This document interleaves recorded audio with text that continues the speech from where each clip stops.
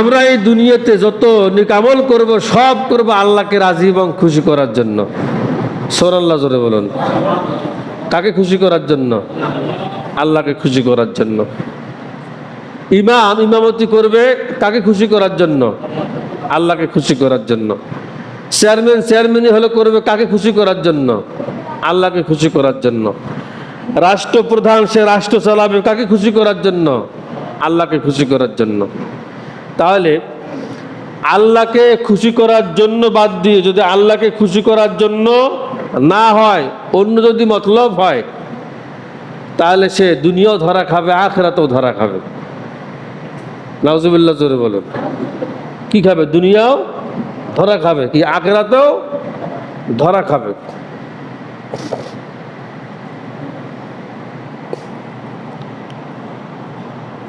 যাদের মা বাবা আছে, হায়াতের জিন্দেগিতে আল্লাহ হায়াত দারাজ করুক, কোন আমিন। এক মায়ের 3 সন্তান।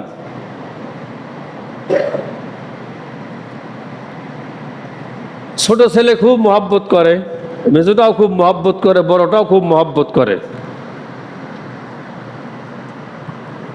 মা মনে মনে ভাবে যে আসলে তারা যে আমাকে মহব্বত করে এটা আসলে দায় সারার জন্য করে, না আসলে তারা আল্লাহ আল্লাহ রাসূলের জন্য করে। মায়ের পরীক্ষাটা কিন্তু একটু ভিন্ন হয়, কি হয় না? হয় না? মায়ের পরীক্ষা একটু ভিন্ন হয় না? ভিন্ন হয়। মা তার 3 ছেলেকেই পরীক্ষা করার জন্য কৌশল অবলম্বন করতেছেন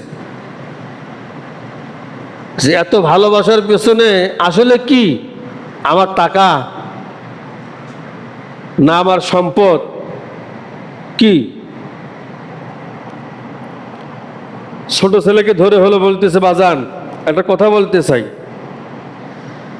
বলে, হ্যাঁ মা বলুন। বলছে, বাবা আমার যে জায়গা জমি হলো আছে, আমি এগুলো তোমাকে মাহরুম করে তোমার 2 ভাইকে আমি দিতে চাই। ছোট ছেলে মুচকে একটা হাসি দিয়ে হলো বলেছে, মা জায়গা তোমার, জমি তোমার, সব তোমার, তুমি তোমার সম্পদকে কিভাবে অর্জন হলো করেছো সেটা তুমি জানো, আর একমাত্র কে জানেন? আল্লাহ জানেন। এখন তুমি যদি তোমার সম্পদ থেকে আমাকে মাহরুম করে দিয়ে যদি শান্তি পাও, যদি তুমি তৃপ্তি পাও, তোমার তৃপ্তিটা হচ্ছে আমার বড় তৃপ্তি। সুবহানাল্লাহ জোরে কন।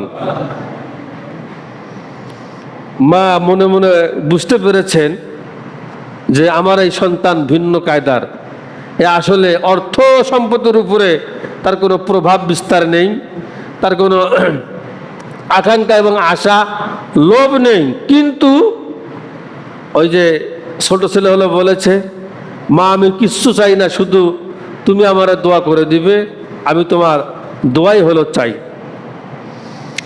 আমি এই মায়ের এক্সাম্পলটা কেন নিয়ে আসলাম, আমি একটা সঠিক জায়গায় আপনাদেরকে পৌঁছাবো ইনশাআল্লাহ। ভালো করে শোনেন। রাত্রি খাওয়া দাওয়া হয়েছে, শুয়ে পড়েছে সবাই। ছোট সন্তান ঘুমার আধা ঘন্টা আগে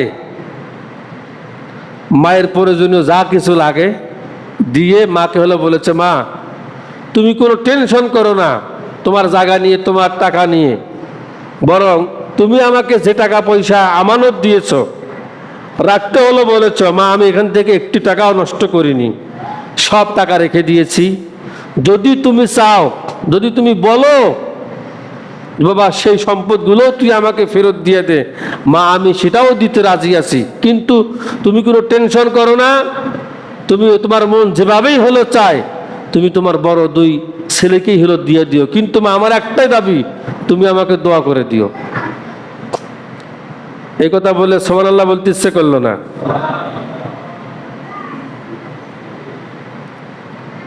পরের দিন সকালবেলায় মা মেজো ছেলেকে ডাকছে, ডেকে বলছে, বেটা আমার যে জায়গা জমি সম্পত্তি আছে এগুলো আমি সব আল্লাহ রাস্তায় দিয়ে দেব, তাতে তোর কোনো দাবি? মেজ ছেলে অগ্নি শর্মা হয়ে রাগে ক্ষোভে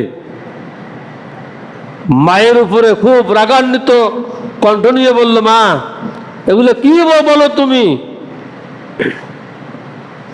আল্লাহ রাস্তায় দিবে না কেন? দিবে।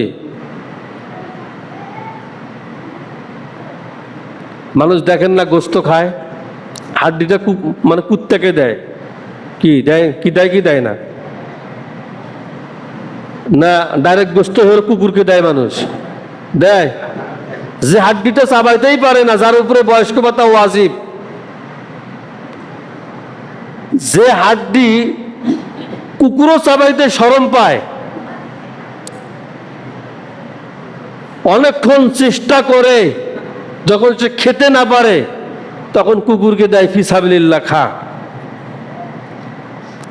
মাছ খেয়েছে, কাটা মানুষ চিবাইতে পারে না, গলায় বাজার আশঙ্কা থাকে, সেই মাছের কাঁটাগুলো ভালোভাবে চিবিয়ে তারপরে হলো বিড়ালকে দেয়।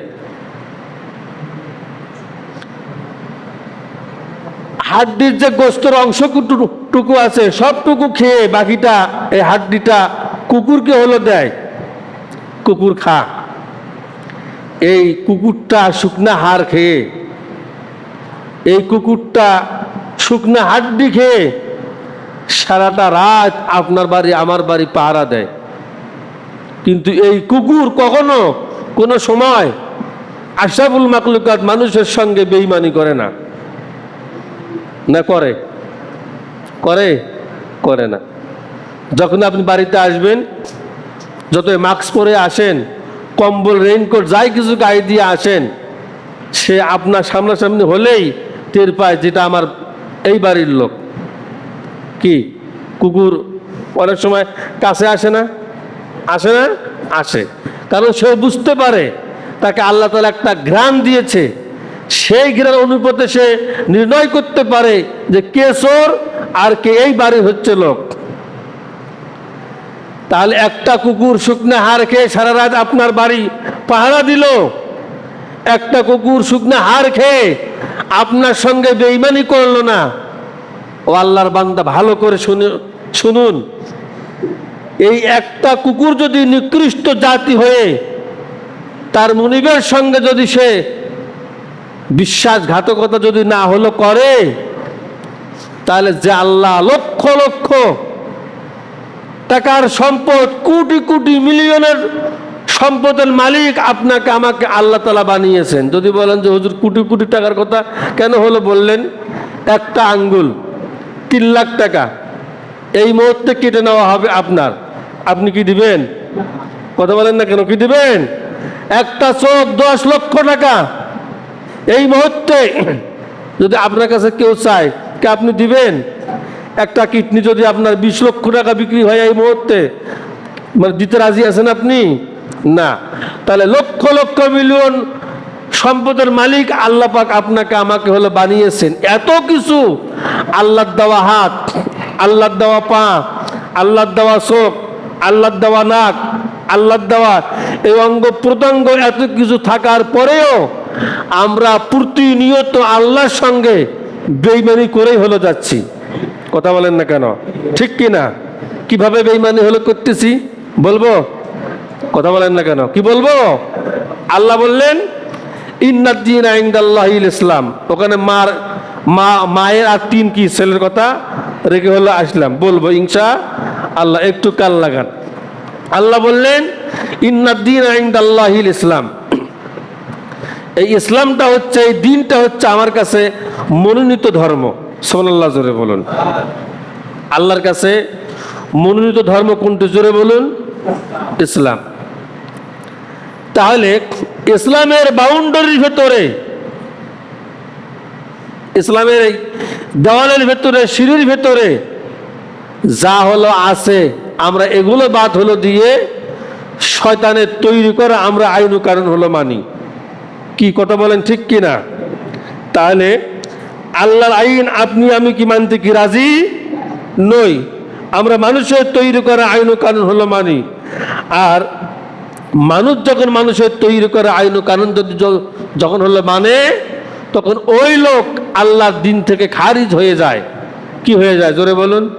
খারিজ হয়ে যায়।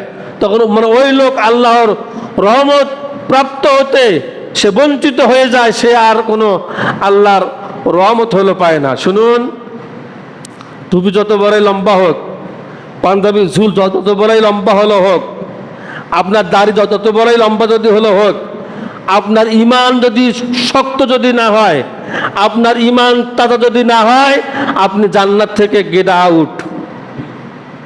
সোজা আওয়াজ। কথা কি মানে বুঝতে পারেন নাই? দুনিয়ায় যত বড় মানে সম্পদের মালিক হন, দুনিয়ায় যত বড় নেতা হন, আওয়ামী লীগ, বিএনপি, জামাত ইসলামী, শাসন তন্ত্র যত বড় পিসা বলা হন, কিন্তু এই আমলটা ইমানটা যদি শক্ত না হয়, আর এই ইমান দিয়ে যদি আপনি আল্লাহকে যদি না পান, তাহলে আপনার এই জীবন, এই টুপি, এই পাঞ্জাবি, এই অর্থ, এই সম্পদ কোনোটাই কি মানে কাজে কি আসবে না। আল্লাহ পাক বলেন, ইন্নাল্লাযীনা কাফারু লান তুগনি আনহুম আমওয়ালুহুম ওয়ালা আওলাদুহুম মিনাল্লাহি শাইয়্যা ওয়া উলাইকা হুম ওয়াকুদুন নার। সুবহানাল্লাহ জোরে কোন। এই দুনিয়ায় সন্তান, সম্পদ কোনোটাই কোনো কাজে হলে আসবে না, কাজে আসবে আপনার আমার নেক আমল। তাহলে এই নেক আমলটা সঠিকভাবে, যেমন আমরা হলো বলি যে নেক আমল কি, নামাজ পড়লেই নেক আমল, রোজা রাখলেই নেক আমল, হজ করলেই নেক আমল। এই নামাজ, রোজা, হজ, যাকাতে শুধু নেক আমল নয়। সুবহানাল্লাহ জোরে বলুন। ওমা আতাকুমুর রাসূল, জিবরাইলের মাধ্যমে রসুল যা হলো পেয়েছে, সবটা এই পৃথিবীর বুকে পালন করার নামই হচ্ছে ইবাদত। সুবহানাল্লাহ জোরে বলুন।